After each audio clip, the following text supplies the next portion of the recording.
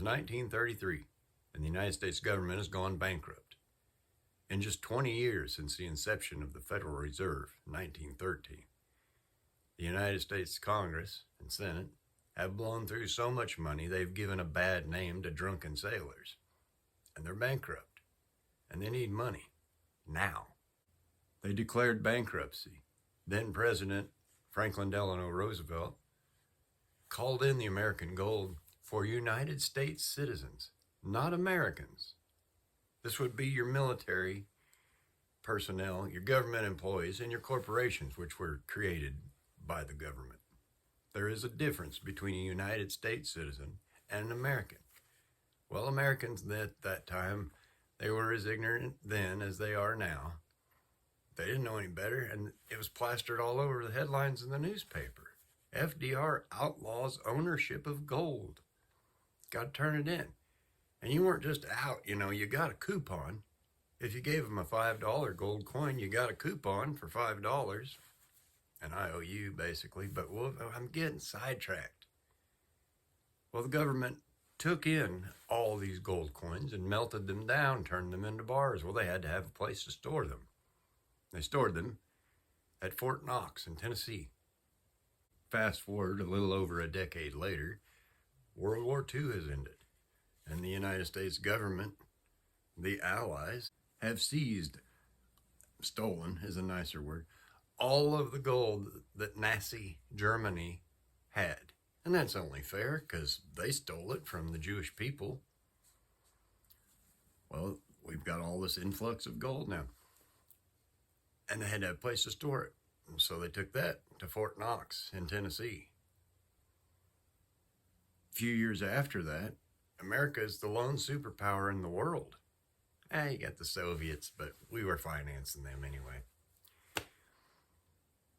Other countries realized that they needed a safe place to store their gold. And so they would ship tons and tons of gold to America. And that gold, too, was put in Fort Knox in Tennessee. Present day, it's estimated there's about 4,580 tons of gold in Fort Knox in Tennessee. About half of what the United States claims that they own. Over 8,000 metric tons of gold.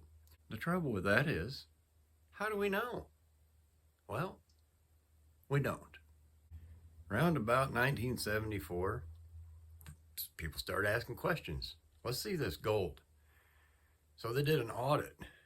An audit. There was a select group of the media and a select group of politicians that went down there. They opened one vault, and lo and behold, it's full of gold, and they kind of passed it around, and they got to touch a bar. Ooh, and they put it back, and it was, there you go. It's all there and accounted for. There was no metallurgy testing. Now, why is this important? Because of all those gold coins that came back. Those are 90% gold. Gold is very malleable. So you have to have something to stiffen it up. Like, for example, the Krugerrand. Is that Australia? I think so. They put copper in theirs. So the color is a little bit of a brownish. Versus the United States gold coin is brilliant in its gold, in its pure form, 0.999. So there is a difference between the two. Well, when you go to divvying that out and weighing it, you don't want junk and copper and tungsten, whatever they're claiming is mixed in with it. You want pure gold. Well, to do that, you'd have to do a test on the metal. There were no tests in 1974. The audit before that, sometime in the 1950s, under President Dwight Eisenhower, well, they went in there and poked around a little bit. I think they went in 2 or 3 vaults. Sure enough, it's all there. Nobody counted anything. Nobody tested any metals. Nobody weighed anything out. There was no accounting of purity or anything like that. Yeah, just all there. Well, the one in 1974, the most recent one, 50 years ago, that's 5 decades for those keeping score at home. They did the same thing, except they went into one vault. And the other vaults had seals on the doors. I assume similar to like a semi-truck has the seal on the back door showing that nobody's broken that, the numbers have to match. And if they don't, somebody's in there, and they put another seal on the door, a different one. Nobody broke any of those seals. Nobody even looked. So that is not an audit. I don't believe there's any more gold in there than enough to do just that, to pacify somebody that might be sticking their nose in there and looking. Well, the 47th president and Elon Musk have said that we want to go poke around in Fort Knox, have a gold audit. Why would you even announce that? I'd just show up. Surely the president, maybe Leon can't get in there, but surely the president can, wouldn't you think? He's the president. I'd just show up with some dudes and some clipboards and say, we're going to do some counting and some testing, and we're going to find out what's here and what isn't. And my guess would be most of it isn't. In 2011, Germany wanted to repatriate their gold, meaning they wanted their gold stored in American vaults. They wanted it back in their home country, because if you don't hold it, you don't own it. Anywho, they wanted it back, 300 metric tons. Let's have it. The United States was like, well, here's a little, it's going to be a minute. And it took 7 years to fulfill that order. That tells me they don't have it. To do a proper audit of this, you would have to audit Fort Knox. You'd also have to audit the West Point Conservatory. And you'd also have to audit the Federal Reserve banks in New York, because all these are storehouses of United States gold. And you'd have to do all of those simultaneously. Because if you didn't, and they told you, well, okay, but a good time would be like 3 months from now, you can just move the gold around. You move it from, you pile it up in Fort Knox, see, it's all there. Well, what about West Point? In a couple months, we'll be ready for you. Then you move it all over there and say, see, it's all there. All simultaneously. All three of them. If we're going to count, let's count. The trouble with auditing and counting is it doesn't prove ownership. You have to understand how gold works. And this isn't your mom and pop local bank down the street. When you're talking big time gold and bullion dealers and sovereign governments of various nations, massive financial trading houses, pallets of this stuff are exchanged. And sometimes gold is lent out to show a backing for perhaps another loan. But it takes a while to get stuff from point A to point B. So they're not going to pick up 17 pallets of gold and ship them to Germany, because Germany's got a position with the Swiss, and the Swiss have one with all these interchanging parts 5 times a day and all this. They tag it. And so they'll go in and they'll lift a tag off 17 pallets and put them on a different 17 pallets. Well, that stuff belongs to Germany now. And maybe 3 hours later, oh no, and now France got it. And so they'll put it over on the France pallet. And by the end of the day, it supposedly ends back up in the United States. It's this whole mess is what it is. But who knows who owns what? Well, we have books, see.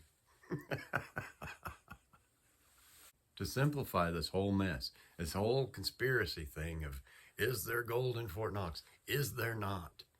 All you got to do is open the doors and let's have a look at it, and an accounting and a testing and proof of ownership.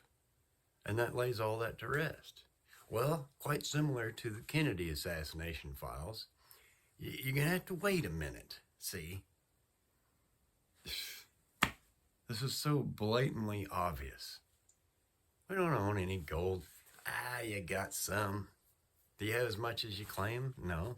And the truth of the matter is, a lot of that, 9 million ounces or something, more than that. I don't know the numbers, but that should be returned to the American citizens that it was stolen from in 1933. That's not United States gold, baby. That's American gold. It belongs to us, and we should have it back. You also get into this whole notion of, who cares? I mean, it's however many, 800 billion, 500 billion dollars worth of gold. You got trillions around floating out there. It's not enough to amount to a hill of beans anyway. It's because you're thinking about it incorrectly, as people do. Just like they say, now so gold is worth almost $3,000 now. All that does is show how far the purchasing power of your dollar has fallen.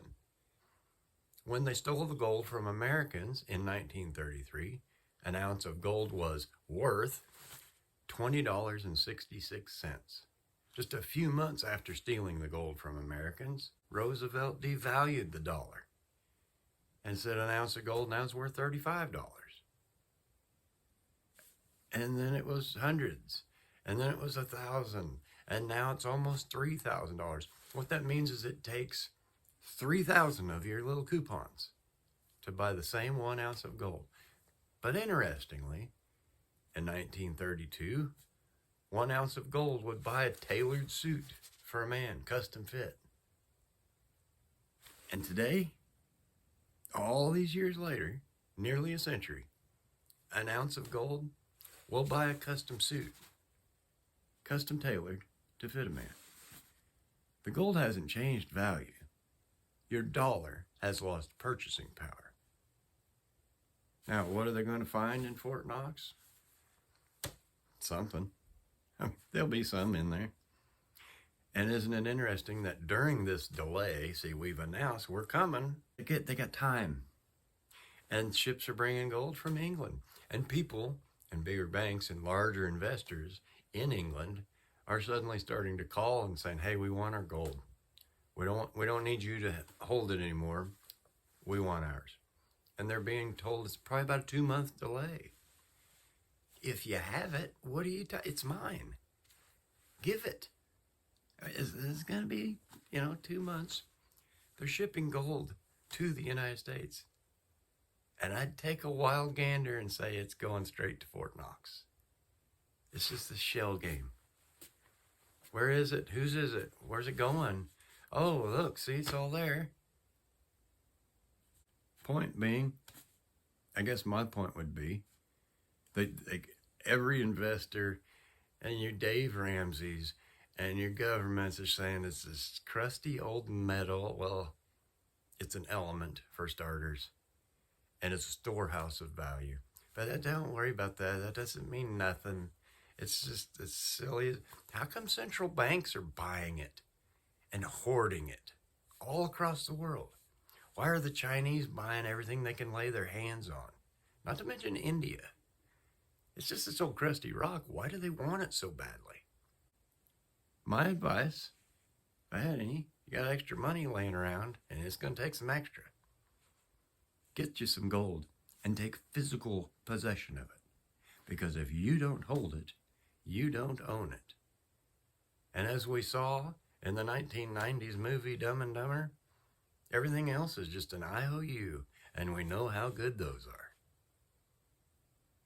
Hey, thanks for watching. Appreciate your time. You put your comments down the doobly-doo. I'll see you next time.